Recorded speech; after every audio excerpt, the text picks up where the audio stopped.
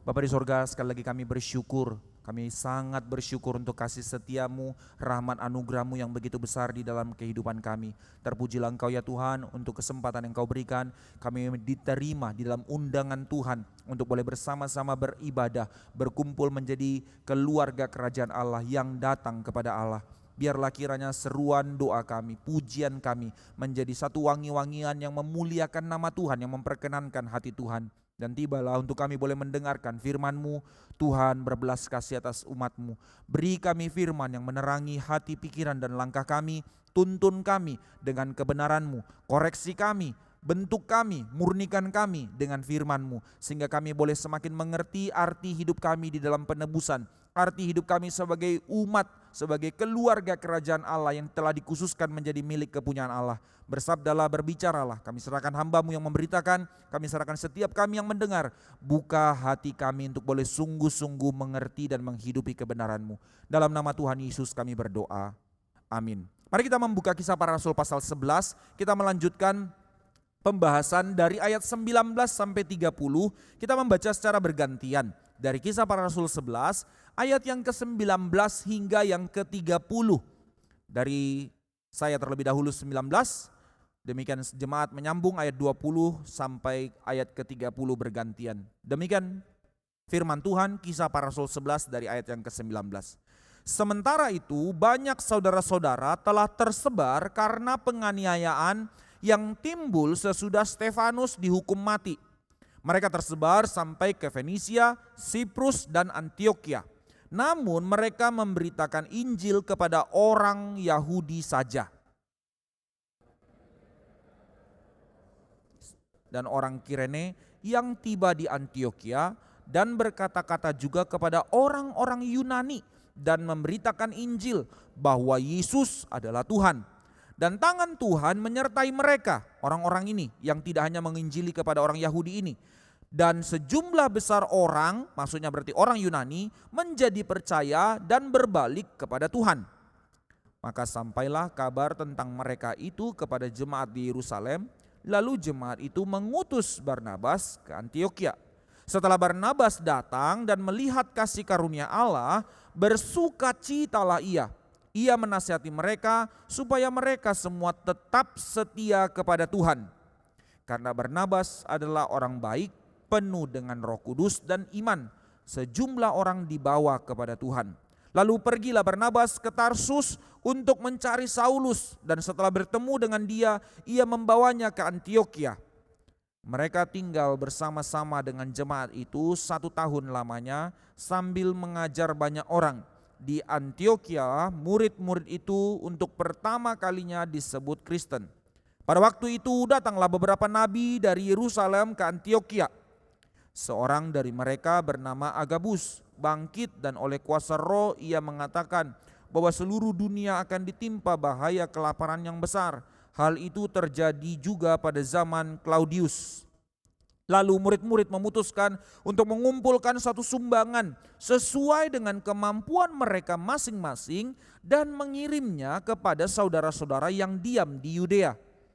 Hal itu mereka lakukan juga dan mereka mengirimnya kepada penatua-penatua dengan perantaraan Barnabas dan Saulus.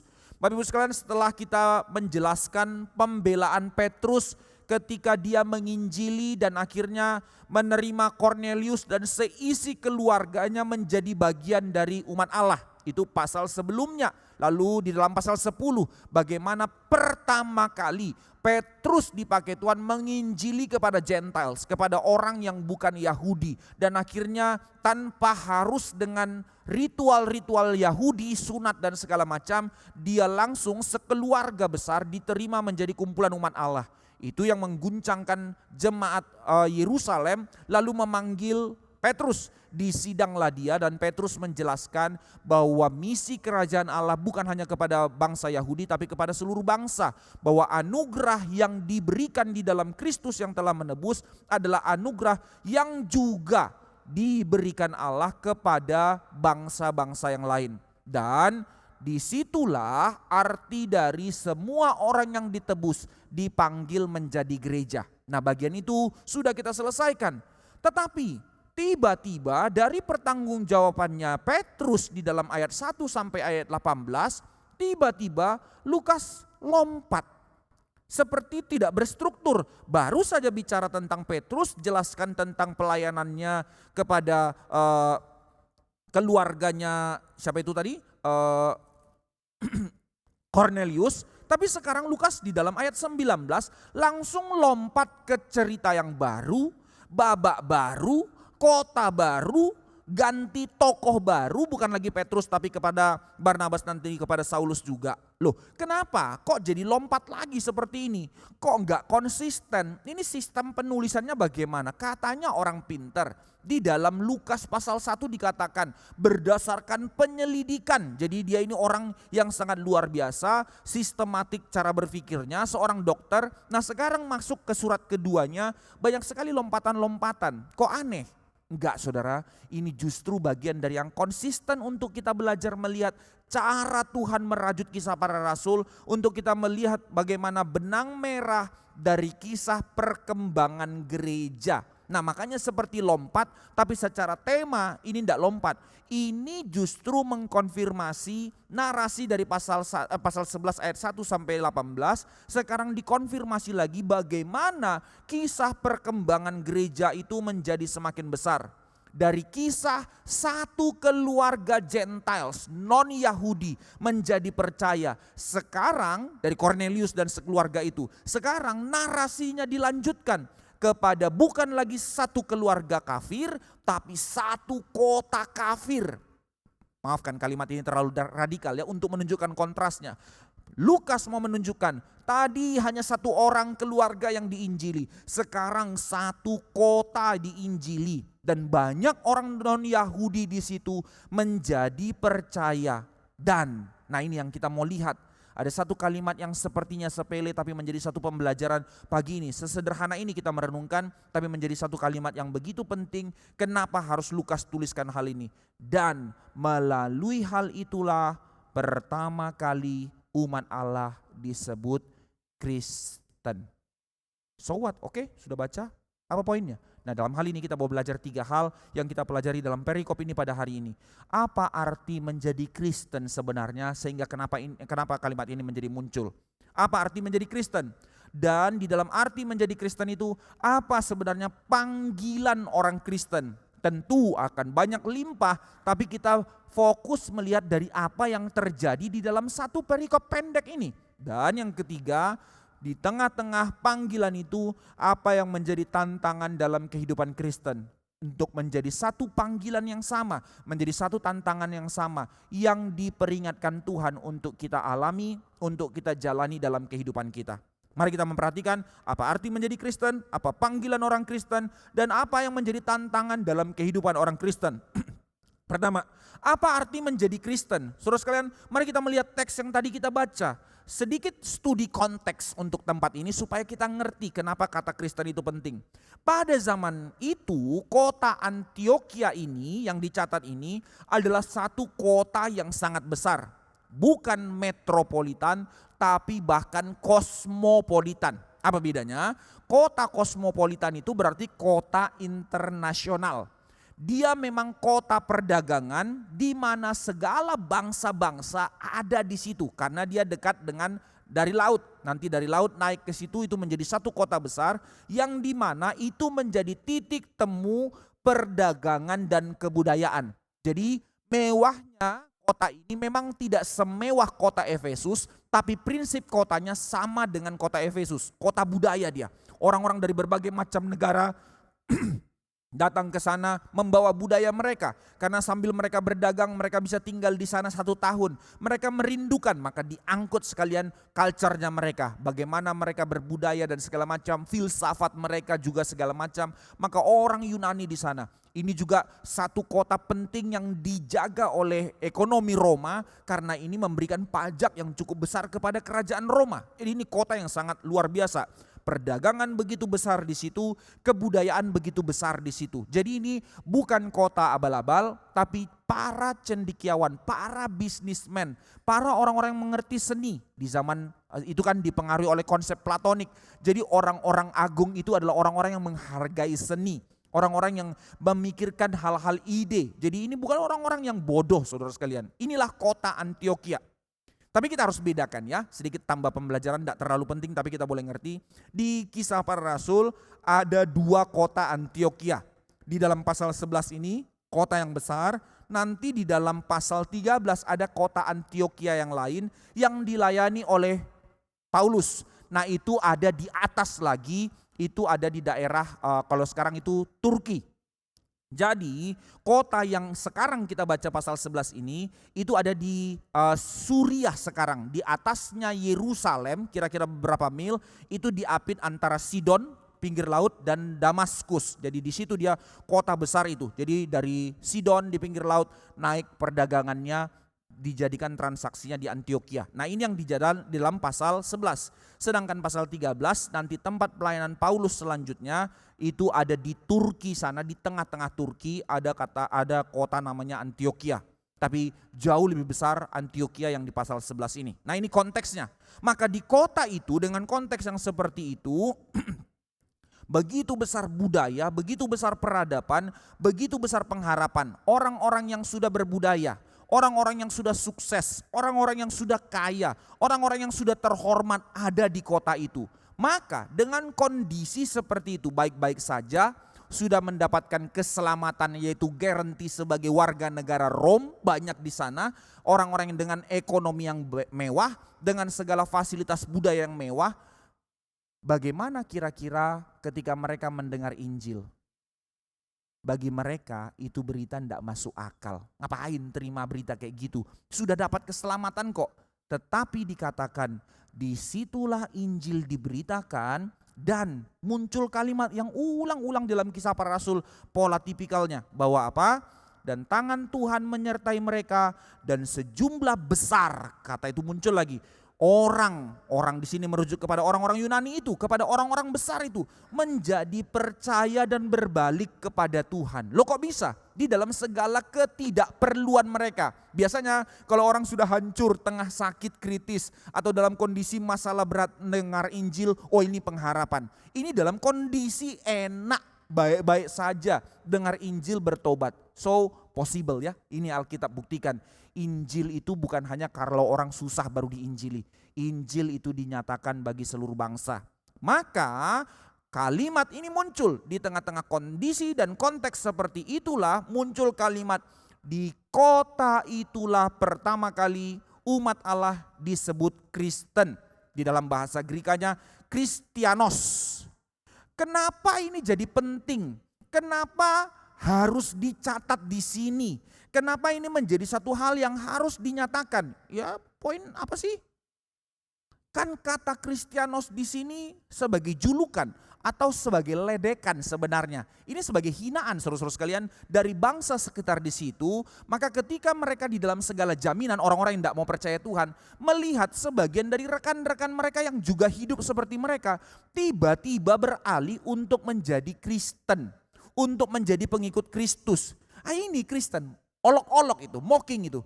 Ini orang goblok atau apa gimana sudah enak-enak lalu tinggalkan untuk menerima raja lain yang namanya Kristus. Ngapain? Nah itu makanya itu menjadi olok-olok. Maka di situ ada julukan, ada ledekan dari orang yang anti terhadap umat Allah lalu menjadikan itu cercaan, hinaan untuk mengidentifikasi pengikut Kristus menjadi Kristianos atau Kristen. Maka Kristen berarti pengikut Kristus. Apa yang membuat mereka harus dijadikan satu olok-olok seperti itu? Satu komunitas baru di tengah-tengah kota yang begitu besar hanya karena mereka memilih satu kehidupan yang baru di dalam satu konsep iman yang baru. Membuat mereka menjadi kontras, kelihatan total berbeda dengan cara hidup yang ada pada umumnya di tempat itu. Mereka meninggalkan cara hidup mereka, culture mereka untuk menjadi satu komunitas baru yang namanya Kristianos itu, menjadi Kristen itu. Nah ini yang membuat orang-orang itu gelisah dan melihat ngapain nih orang-orang Kristen di kota itulah pertama kali mereka disebut Kristen. Nah sekarang kita mau melihat bagian ini, kalimat yang sederhana Eniat menjadi kalimat penting untuk kita hidupi dan juga kita gumulkan di dalam hati kita. Saudara, ngapain kita mau mengidentifikasi diri kita menjadi Kristen? Apakah waktu kita mengidentifikasi diri kita menjadi Kristen adalah identifikasi yang sama sebagaimana yang dikatakan Alkitab kepada umat mula-mula. Sehingga kita tidak sembarangan mengaku Kristen, tapi di dalam pengertian dan kesadaran yang benar. Ini undangannya. Sekarang kita melihat, maka mengapa Lukas harus tuliskan ini? Mengapa kalimat ini menjadi satu hal yang harus kita dengar dan kita pikirkan? Seberapa penting kalimat di Antiokhia lah. Murid-murid itu pertama kali disebut Kristen. So what? Biasa aja kok. Tidak, saudara sekalian, ini yang mau kita sama-sama pikirkan. Lukas mau menyatakan apa dari statement ini? Lukas mau memberikan pengertian apa dari kalimat bahwa disinilah orang murid-murid itu pertama kali disebut Kristen. Beberapa poin yang kita mau pelajari dari kalimat sederhana ini menjadi kalimat yang penting buat kita. Mengapa kalimat ini begitu penting? Pertama, apa artinya menjadi Kristen? Di dalam konteks ini Lukas mau mengatakan bahwa menjadi Kristen itu berarti menjadi heterogen. Menjadi Kristen berarti keluasan hati menerima perbedaan. Apa poinnya? Mari kita perhatikan saudara-saudara sekalian, dari perjalanan panjang terjadinya terbentuknya gereja dari pasal 2. Pertobatan 3.000 orang massal dari khotbahnya Petrus. Lalu terus bertumbuh gereja menjadi makin banyak. Sampai pertumbuhan sampai pasal 11 Kornelius bertobat. Belum ada nama yang tetap yang diberikan kepada komunitas ini. Beda-beda namanya. Mulai dari pasal 5 dikatakan mereka itu kumpulan orang-orang percaya. Di dalam pasal 6 dikatakan mereka itu murid-muridnya Yesus. Di dalam pasal 9 dikatakan mereka itu pengikut jalan Tuhan. Dikatakan pasal 9 mereka itu punya persekutuan persaudaraan, brotherhood. Mereka saudara-saudara di dalam kumpulan mereka. Lalu di dalam pasal 9 juga ada dikatakan mereka itu kumpulan yang mengaku orang-orang kudus.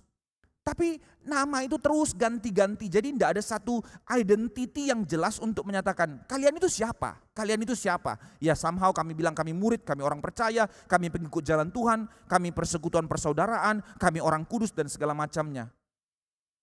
Sampai saudara sekalian setelah komunitas itu ditunjukkan di Antiokhia, dahulu lebih kepada homogen. Lebih kepada orang-orang Yahudi. Dari Yahudi mulailah Injil diberitakan Samaria. Oke lah, tapi masih ada satu darah yang sama dari 12 suku Israel dahulu. Lalu mulai kepada Kornelius, tapi masih satu keluarga. Sekarang tibalah ketika itu di Antiokhia kepada berbagai macam suku sekarang menerima Kristus dan dipertobatkan. Maka saat itulah mereka diundang masuk ke dalam keluarga kerajaan Allah. Saat itulah nyata memang kumpulan orang-orang kudus ini adalah kumpulan dari berbagai macam latar belakang, dari berbagai macam suku, dari berbagai macam lapisan ekonomi, dari berbagai macam lapisan umur dan seterusnya. Maka saat itulah baru Tuhan memberikan sah nama. Memang melalui mockingnya orang, tapi menjadi satu kemuliaan kata Paulus. Waktu aku dihina karena Kristus itu kemuliaan kata Paulus. Dan inilah penghinaan pertama itu yang justru menjadi kemuliaan, menjadi identitas orang Kristen. Apa arti menjadi Kristen? Menjadi heterogen. Menjadi kumpulan dari berbagai macam banyak orang. Orang-orang yang menerima Kristus datang dari berbagai kota, datang dari berbagai suku, berbagai latar belakang. Dan saat itulah setelah mereka menjadi di dalam bentuk yang berbeda-beda, baru mereka disebut Kristen. Saudara, justru ini konfirmasi bahwa inilah arti kita menjadi Kristen di poin pertama. Menjadi Kristen berarti menjadi gereja. Menjadi gereja berarti menjadi bagian dari tubuh Kristus, konsep tubuh, ragam. Menjadi gereja berarti menjadi bagian dari keluarga kerajaan Allah, ragam.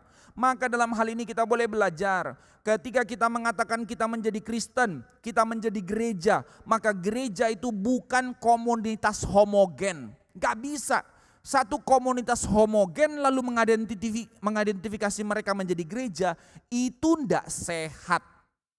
Apa maksudnya saudara-saudara? Komunitas yang dipersatukan karena kesamaan itu bukan gereja. Berapa banyak komunitas di dunia yang seperti ini? Komunitas yang terbentuk karena sama selera, sama hobi, sama umur. Enggak saudara, bukan itu gereja. Maka bolehkah ada persekutuan-persekutuan yang dikumpulkan berdasarkan kesamaan?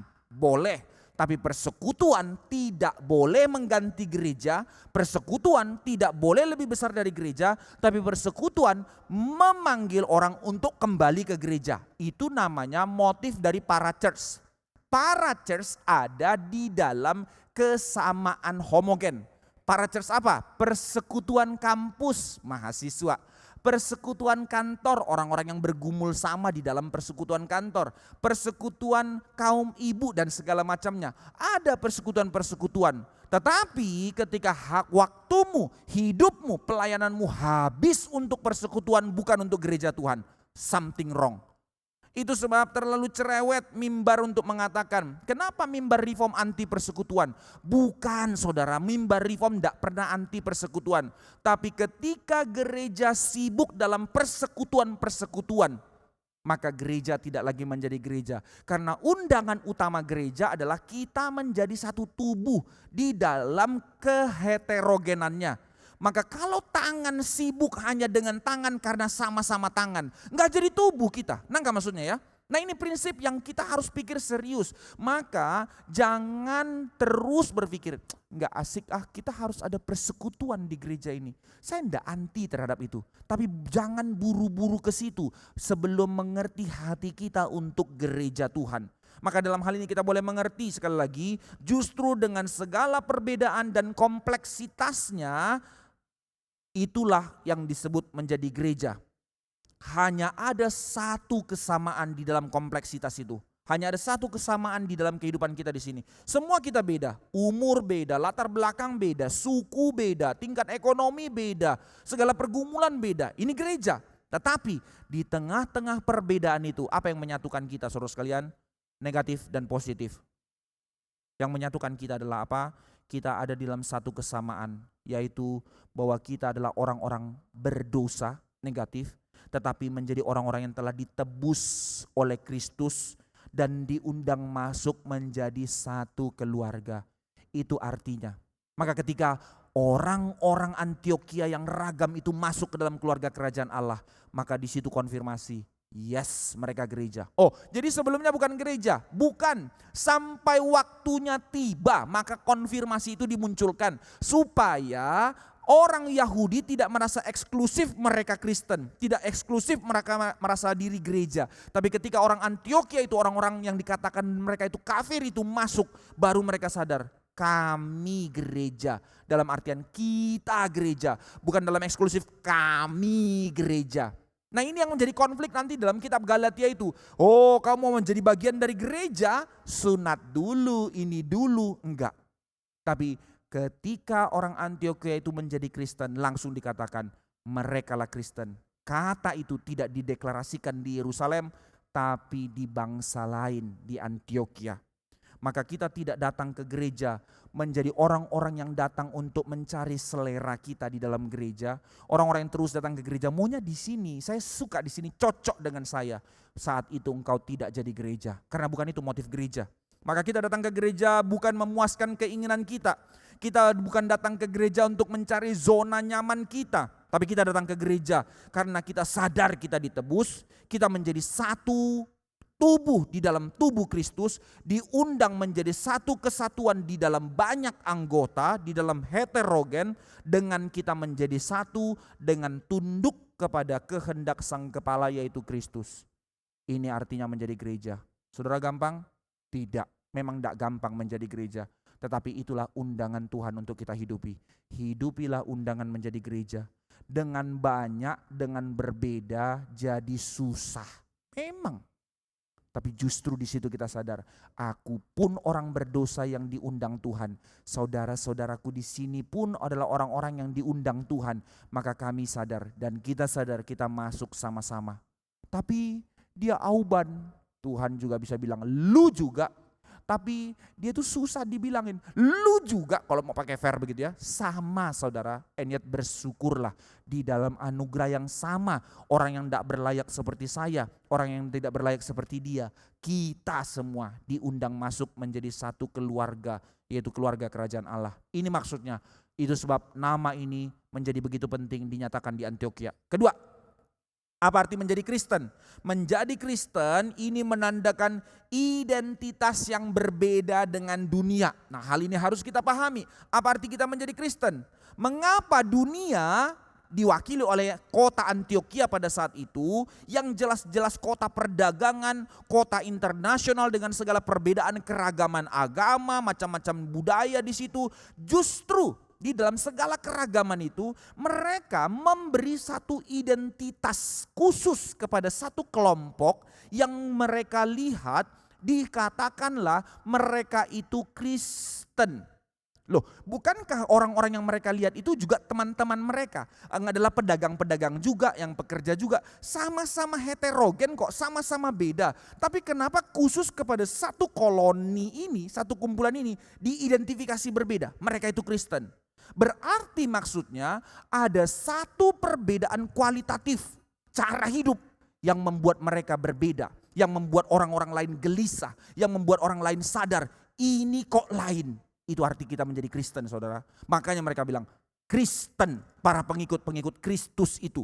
Maka padahal di tengah-tengah pengikut Kristus yang komunitasnya juga macam-macam itu, sama-sama beda-beda, tapi mereka dipersatukan padahal budayanya beda. Ingat pada saat itu satu agama dimiliki oleh satu suku tertentu. Jadi di tengah-tengah heterogen, oh ya ada suku A itu agama apa, oh ya ada budaya apa itu budaya dari suku bangsa mana. Walaupun ada sama-sama di satu kota tapi sudah tahu beda-bedanya. Tapi sekarang loh suku itu, budaya itu kok jadi satu nih, kok jadi satu. Apa itu? Tiba-tiba ada satu pemersatu yang menyatukan semua orang dari berbagai macam latar belakang menjadi satu kesatuan. Mereka sebut mereka pengikut Kristen, pengikut Kristus. Nah ini orang-orang Kristen itu, orang-orang yang aneh itu. Lihat di satu pihak mocking, tapi di satu pihak itu konfirmasi. Ada satu kesadaran perbedaan hidup yang jelas di dalam undangan kita menjadi pengikut Kristus. Maka itu berarti para pengikut Kristus memiliki cara hidup yang benar-benar beda dengan dunia. Ini arti kita menjadi Kristen. Memilih satu kualitas hidup untuk berani berkata tidak kepada apa yang ditawarkan oleh dunia. Sehingga tidak bisa tidak, Bapak Ibu sekalian, jemaat sekalian, itulah yang akan menggelisahkan dunia. Bukan karena kita menjadi orang yang balas memoking dunia. Bukan karena kita punya power yang lebih kuasa, lebih kaya, lebih hebat. Sehingga kita membuat dunia gelisah. Tapi karena ada satu kesadaran perbedaan cara hidup. Dan memang pada saat itu kontras saudara. Pada zaman itu seperti yang kita bahas sebelumnya di dalam Kisah Para Rasul pasal 2 dan pasal 3. Dikatakan muncul mereka disukai banyak orang. Mereka disukai banyak orang. Karena cara hidup yang berbeda. Pada zaman itu common untuk tempat-tempat pelacuran, tempat judi dan segala macam. Itu bukan dosa bagi mereka. And yet orang-orang yang menjadi pengikut Kristus ini memilih untuk tidak hidup seperti mereka. Bermain pelacur, beristri banyak. No, mereka memilih satu kesadaran standar hidup yang disebut dengan hidup kudus. Hidup kudus. Itulah arti menjadi gereja. Itu yang membuat dunia menjadi gelisah melihat kita. Sekali lagi. Kenapa di kota itu mereka disebut Kristen? Berarti menandakan identitas baru yang membuat kita berbeda dengan dunia. Itu arti menjadi Kristen. Ketiga, kenapa kata Kristen menjadi penting? Kristen, Kristianos, pengikut Kristus. Bahasa Yunani dari kata Kristus ganti kata Mesias di dalam perjanjian lama. Berarti merujuk kepada sang raja. Berarti mereka percaya kepada raja yaitu Kristus. Maka menunjukkan menjadi Kristen berarti di dalam perbedaan kualitatif hidup itu ada perbedaan satu cara pandang, perbedaan penyembahan. Menjadi Kristen berarti sedang mempertuhankan Kristus dan sungguh-sungguh menjadikan dia raja yang memimpin hidup kita sepenuhnya. Itu definisi Kristen. Saudara, menjadi Kristen berarti menjadikan atau mempertuhankan Kristus di dalam seluruh kehidupan kita. Dan tidak hanya itu, Jadi menjadi Kristen bukan hanya menerima dia menjadi juru selamat yang menyelamatkan aku. Tapi ketika aku sadar dia juru selamatku yang menebusku. Dialah Tuhanku dan di dalam dia menjadi Tuhanku, dialah yang menjadi rajaku. Penebus yang menyelamatkan aku. Tuhan menjadi proyeksi penyembahanku. Raja berarti menjadi jalan hidupku yang memimpinku. Ini arti menjadi Kristen. Inilah yang membuat orang Antiokhia itu melihat bagaimana komunitas ini berbeda. Cara penyembahan berbeda, cara hidup berbeda, proyeksinya berbeda. Kesadaran penebusan itu membuat mereka mengerti arti hidup yang berbeda, kudus. Dan ini jugalah seharusnya yang menjadi undangan yang sama untuk kita hidupi. Ketika kita mengatakan kita menjadi Kristen. Saudara, apa arti engkau menjadi Kristen? Berapa tahun engkau telah menjadi Kristen? Dan apa kata dunia dan apa yang dilihat dunia waktu engkau mengatakan engkau Kristen? Sekarang berapa banyak orang menyepelekan kalimat ini ringan. Ada sejenis orang yang mungkin takut-takut mengatakan dirinya Kristen. Tapi ada orang-orang juga yang terlalu ringan mulutnya untuk mengatakan dirinya Kristen. Tapi ketika dia menyatakan itu tanpa ada pengertian seperti ini, maka itu bukan Kristen. Apa itu Kristen? Kesadaran identitas baru, di mana saya tahu Yesus juru selamat saya, di mana saya mempertuhankan Yesus sebagai Tuhan saya dan menjadikan dia raja yang memimpin hidup saya, berarti arah hidup saya untuk dia. Itu Kristen. Tapi sekarang mari kita lihat apa tanda identitas orang Kristen. Kalung salib, tato salib, para artis bilang, oh enggak sungkan-sungkan untuk bikin tato permanen, salib dan segala macamnya. Seolah-olah itu merepresentatifkan kekristenan. Atau nanti artis-artis yang dapat hadiah dan segala macam. Lalu ketika dia berdiri mengatakan, thank you, I love Jesus. Oh, inilah orang Kristen merepresentatifkan. Tidak, saudara, tidak. Maka ketika akhirnya para artis-artis itu tiba-tiba hijrah, sekarang lagi keren-kerenan musim hijrah ya. Agama A pindah ke sini, agama B pindah ke situ. Sekarang artis-artis yang katanya representatif Kristen, hijrah. Sebut nama enggak apa-apa lah di sini. Dulu terdengar rekaman seorang artis, seorang dokter, pebisnis yang lalu mau dukung para apologet YouTuber itu untuk didukung pakai biaya dari dia.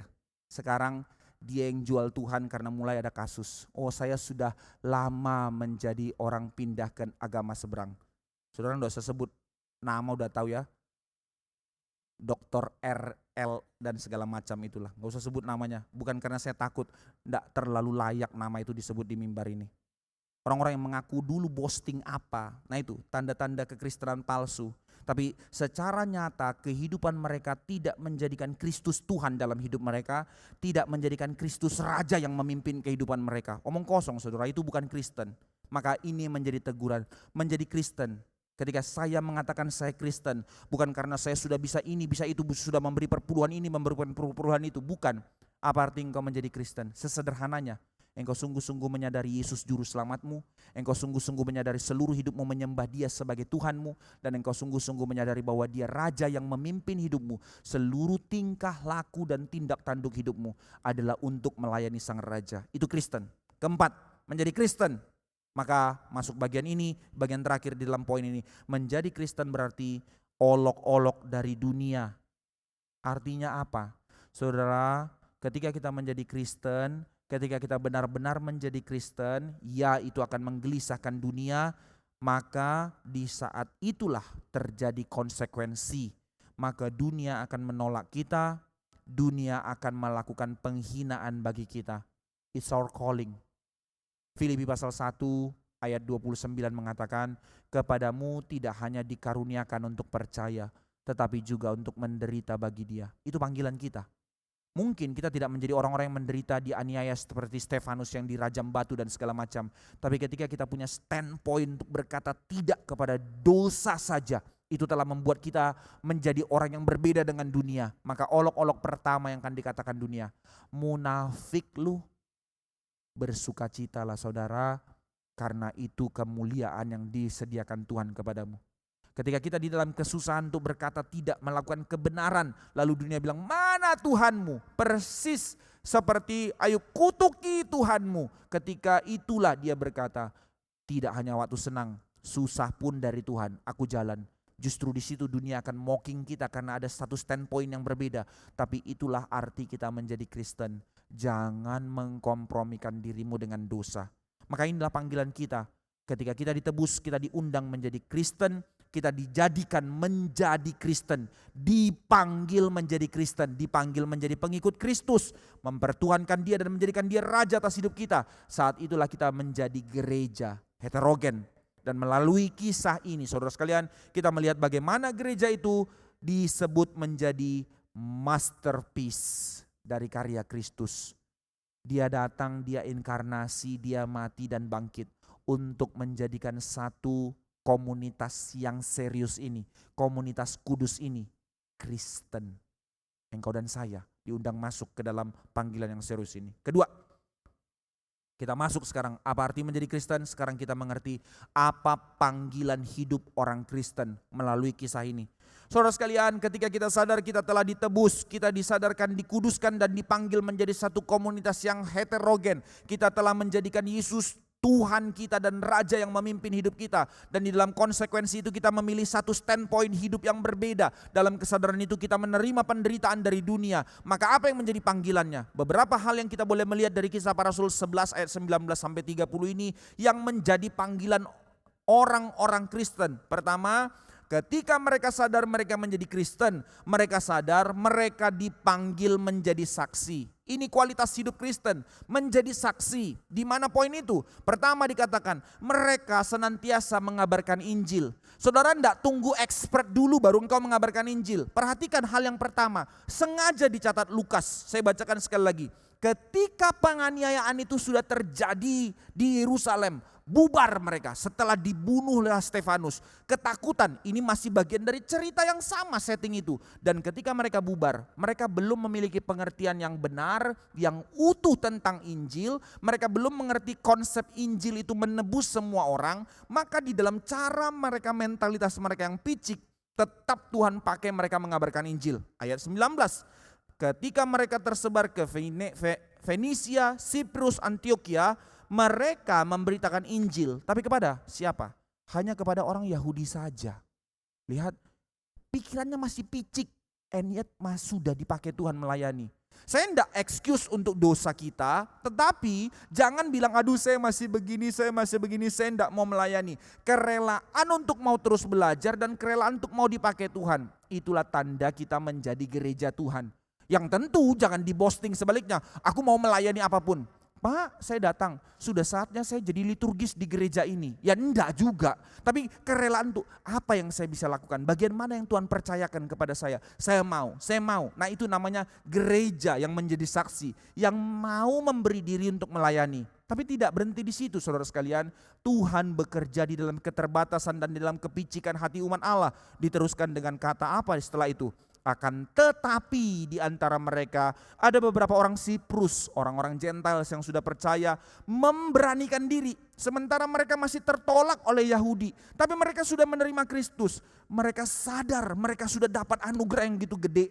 Walaupun mereka belum mengerti yang lain, mungkin mereka belum mengerti Trinitas, mungkin mereka belum mengerti konsep-konsep yang lain, yang mereka tahu cuma satu, Yesus itu Tuhan. Maka apa yang dikatakan di situ? Sesederhananya, perhatikan kalimat tadi.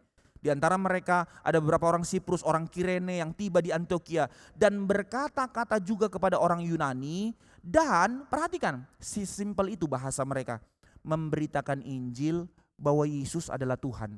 Cuman itu yang mereka tahu saudara, Yesus itu Tuhan. Mereka keliling untuk kabarkan ini. Dan di dalam satu pemberitaan yang mungkin terlalu sederhana, tetapi Tuhan bekerja. Bagaimana berita yang sesederhana ini di dalam pengetahuan mereka yang begitu lemah, mereka boleh kabarkan di tengah-tengah orang cendekiawan berbudaya yang mengerti filsafat. Tidak mungkin diterima, tetapi dikatakan banyak orang, sejumlah besar orang menjadi percaya. Kalau Tuhan mau kerja, Tuhan kerja. Tidak tunggu kita expert.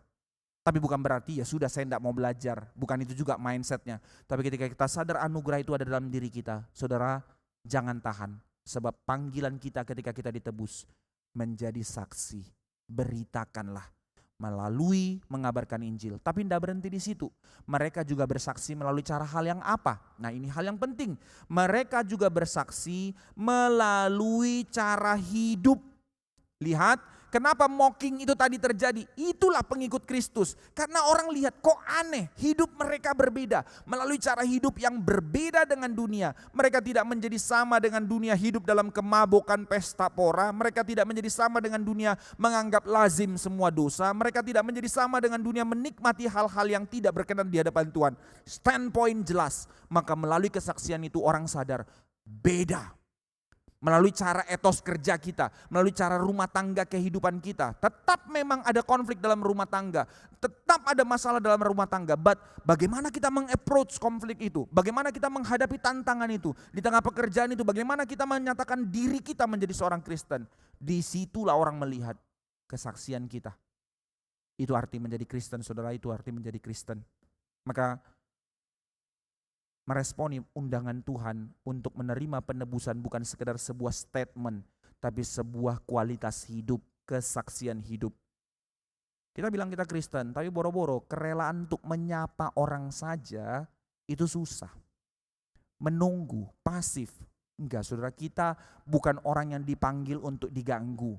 Kita dipanggil untuk mengganggu, menggelisahkan. Bukan dengan teror, bukan dengan guilt tripping, tapi melalui kesaksian hidup yang benar. Berapa banyak kita masih memberi diri kepada orang lain?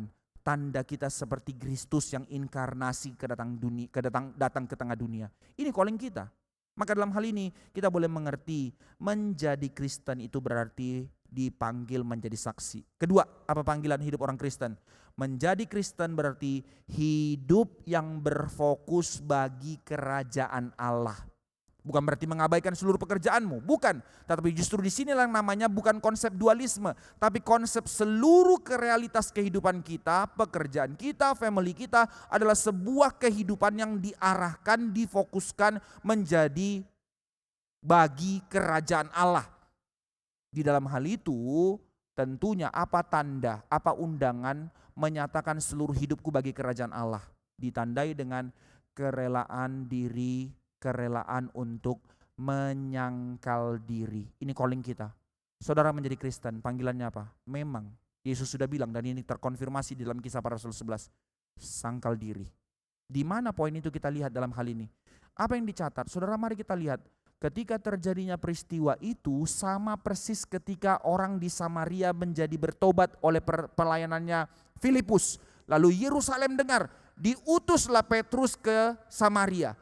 Model yang sama ketika mereka mendengar lebih jauh lagi di atas di utara. Tadi cuma Samaria, naik lagi ke atas. Mendengar orang-orang Antioquia menerima Kristus. Tapi ini problem nih, kenapa? Orang Antioquianya orang-orang kafir jadi orang Kristen. Oh gak bisa, pastikan dulu. Diutuslah, siapa yang dikatakan di situ? Barnabas. Barnabas diutus. Maka apa yang dicatat Lukas tentang Barnabas? Nah, di sini kita melihat kehidupan orang yang mengerti menjadi hidup hanya berfokus bagi kerajaan Allah dengan kerelaan menyangkal diri. Saudara, jarang-jarang Lukas mengidentifikasi orang dengan karakternya. Di sini Lukas sengaja catat. Kenapa harus catat? Apa yang dikatakan Lukas tentang Barnabas? Dia yang diutus adalah orang yang baik, penuh Roh Kudus dan iman. Apa poinnya? Dalam hal ini Barnabas rela meninggalkan kehidupannya untuk pergi melihat kebangunan yang terjadi di Antioquia. Dan waktu dia ke sana melihat, dia tidak buru-buru dengan prejudisnya. Orang kafir nih, orang kafir nih, orang kafir nih. Tidak. Tapi apa yang langsung dikatakan? Dikatakan di situ Barnabas bersyukur. Saudara, kerelaan untuk melihat hal yang indah dari orang lain. Berapa banyak kita menjadi Kristen by default kalau kita melangkah negatif dulu. Pokoknya lihat orang negatif dulu. Hati itu picik. Tapi orang-orang yang ditebus adalah memiliki hati yang luas untuk belajar melihat orang lain. Itu arti menjadi Kristen. Maka Lukas sengaja mencatat dia orang yang baik, penuh dengan Roh Kudus dan iman. Dan tak hanya berhenti di situ, dikatakan diikuti banyak orang. Kok bisa, saudara? Siapa dia? Kucuk-kucuk datang ke situ tapi orang langsung menyukai dia. Nah itu. Berarti dalam hal itu bagaimana dia meng-approach, bagaimana dia merelakan. Dia dari keyahudiannya tidak merasa diri superior, and yet terjun kepada komunitas itu. Orang-orang yang secara suku berbeda. Saudara, kalau kita asing kan susah kan pendekatan kan ya. Tetapi dia merelakan diri untuk belajar melihat orang di situ. Melalui itu orang akhirnya melihat kasih Kristus dinyatakan di dalam dia. Dia melihat kebangunan yang terjadi di Antioquia, dia menganalisa, dia tidak buru-buru memiliki hati untuk melihat ini bad report, tapi melihat suatu kebangunan yang diberikan Allah kepada bangsa kafir. Cara pandangnya saudara, tidak seperti awal pasal 11. Orang Yahudi lihat Petrus lalu berani berdebat kepada Petrus, kenapa kau injili orang kafir? Kenapa kau undang masuk orang kafir ke dalam komunitas kerajaan Allah? Tapi Barnabas tidak punya hati yang demikian. Barnabas pergi dan melihat dan bersyukur melihat orang-orang non-Yahudi bertobat. Dan setelah itu tidak berhenti di situ.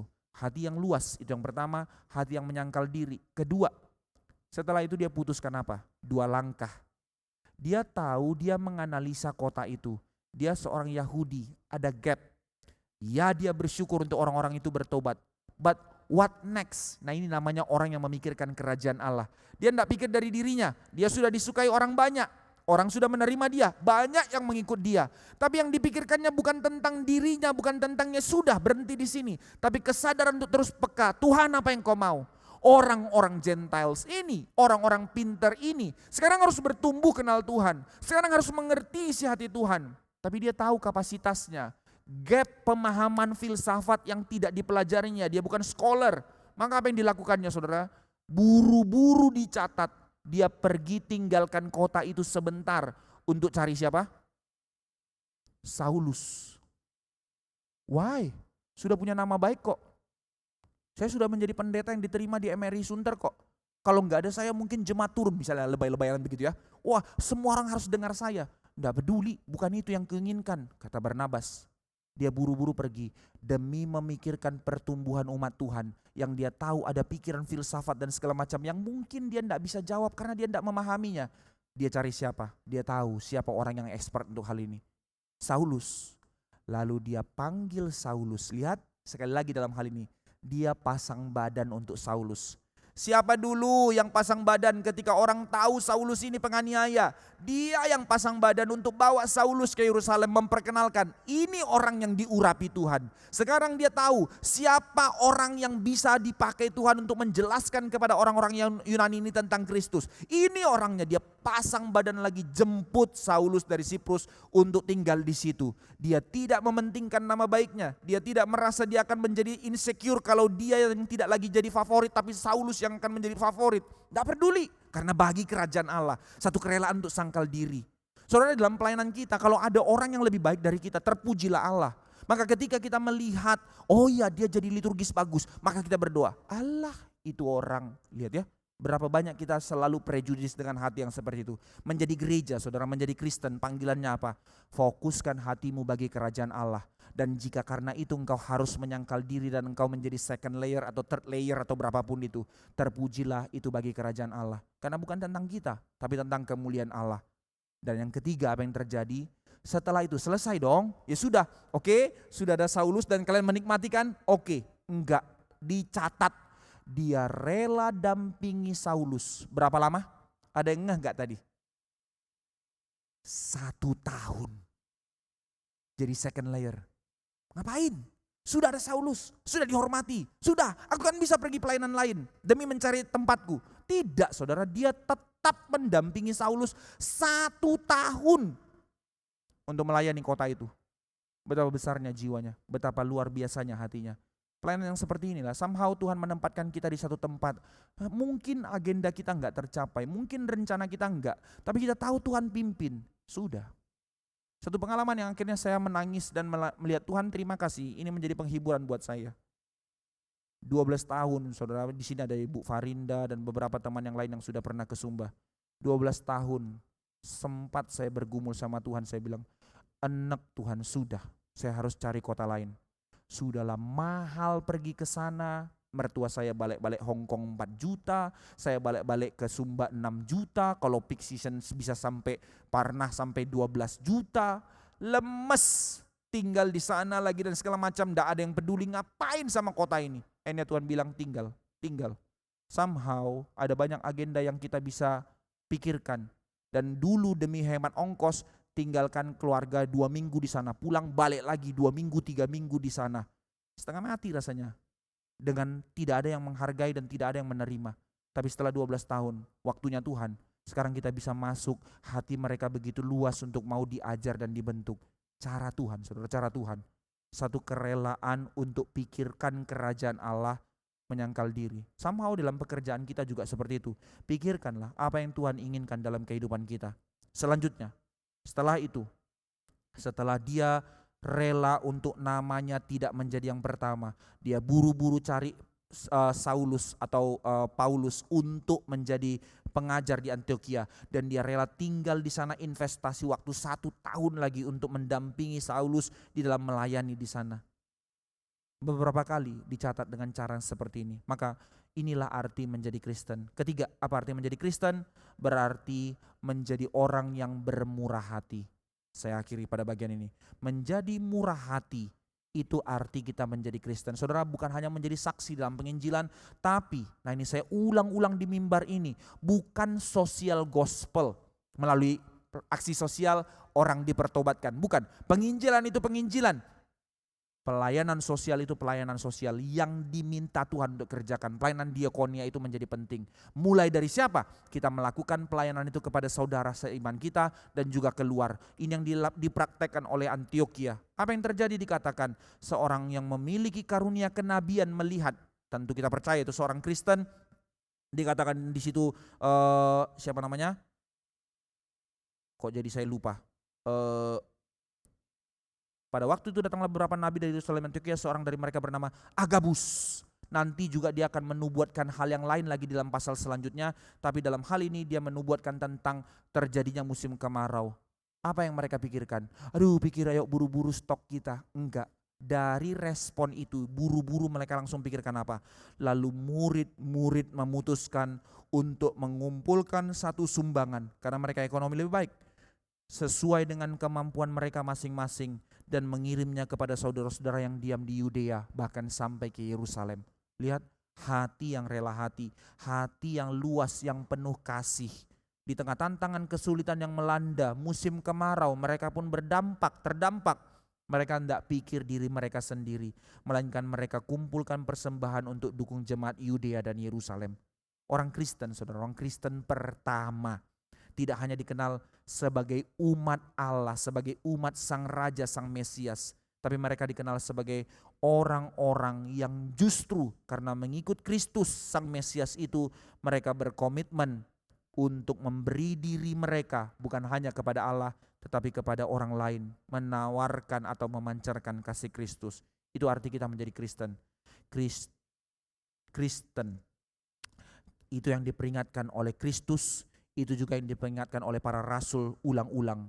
Perhatikanlah kebutuhan orang-orang yang membutuhkan. Apa tanda engkau mengasihi aku, kata Kristus? Perhatikanlah kebutuhan janda-janda miskin dan anak-anak terlantar. Apa tanda kita menjadi gereja? Mereka memiliki hati menolong orang-orang yang berkekurangan. Itu panggilan kita.